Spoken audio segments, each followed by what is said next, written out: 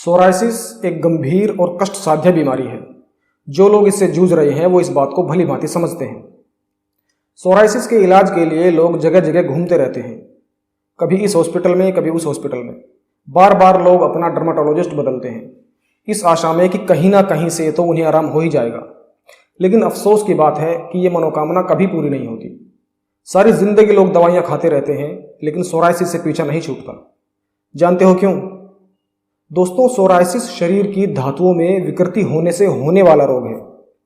Laboratory में बनने वाली ड्रग्स के प्रयोग से सोरायसिस को कभी खत्म नहीं किया जा सकता। केमिकल युक्त क्रीम्स सोरायसिस के पैचेस पर कोई बड़ा प्रभाव नहीं डालती, बल्कि लंबे समय तक इस्तेमाल करने के बाद ये स्किन पर बहुत सारे साइड इफेक्ट जरूर डाल देती हैं, जिससे त्वचा पर स्थायी विकृति पैदा हो सकती है। दोस्तों, आज मैं आपको बताऊंगा कि सोरायसिस के संदर्भ में आयुर्वेदिक दृष्टिकोण क्या है। क्या आयुर्वेदिक उपचार से सोरायसिस को जड़ से ठीक किया जा सकता है? तो मैं आयुर्वेद की कठिन शब्दावली का प्रयोग ना करते हुए आपको साधारण शब्दों में समझाने का प्रयत्न करूंगा। आयुर्वेद में शरीर में 3 दोष माने गए हैं, वात, पित्त और कफ। जब तक वात, पित्त और कफ तीनों संतुलित रहते हैं, तीनों में बैलेंस रहता है, तब तक शरीर स्वस्थ रहता है, शरीर में कोई रोग नहीं होता।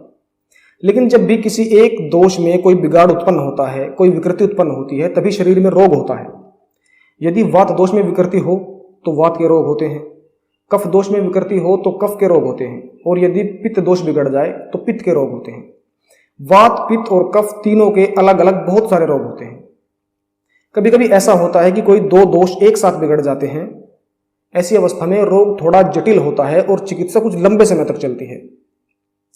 कुछ कंडीशंस ऐसी होती हैं, किन्हीं कारणों से शरीर में ऐसी अवस्था उत्पन्न हो सकती है जिससे तीनों दोष एक साथ बिगड़ जाते हैं, यानी त्रिदोष में असंतुलन पैदा हो जाता है।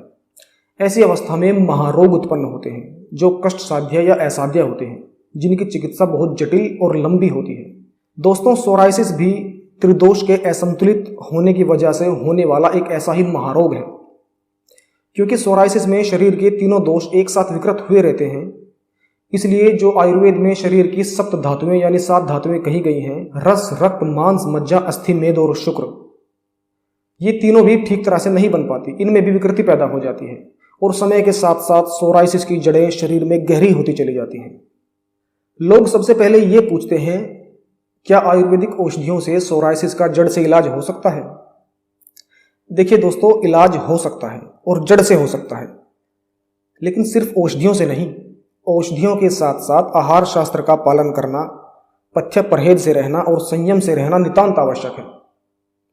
आहार शास्त्र में क्या खाना है, क्या नहीं खाना, किस समय खाना है, किस समय नहीं खाना, कब सोना है, कब नहीं सोना, इत्यादि सभी बातों का ध्यान रखा जाता है। आयुर्वेद में इसे ऋतुचर्या कहते हैं। आहार शास्त्र और ऋतुचर्या दोनों का औषधियों के साथ साथ पालन करना बहुत ज्यादा जरूरी है, क्योंकि सोरायसिस जैसे जटिल चर्म रोगों के रोगी यदि आहार शास्त्र का पालन नहीं करते तो जो औषधियाँ, जो जड़ी बूटियाँ, जो काढ़े उन्हें सोरायसिस के रोग के इलाज के लिए दिए जाते हैं, वो बहुत कम काम करते हैं या ना के बराबर काम करते हैं। सर्दियों में और बरसात के मौसम में दिन में बिल्कुल नहीं सोना है, इस बात का ध्यान रखना है।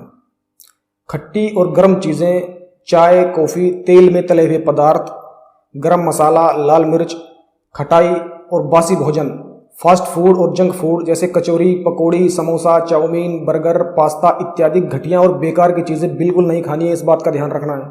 साधारण नमक के स्थान पर सेंधा नमक प्रयोग करना है, मीठा कम मात्रा में प्रयोग करना है, और उसमें भी चीनी के स्थान पर यदि खांड, मिश्री या शहद का प्रयोग किया जाए तो बहुत ही उत्तम है।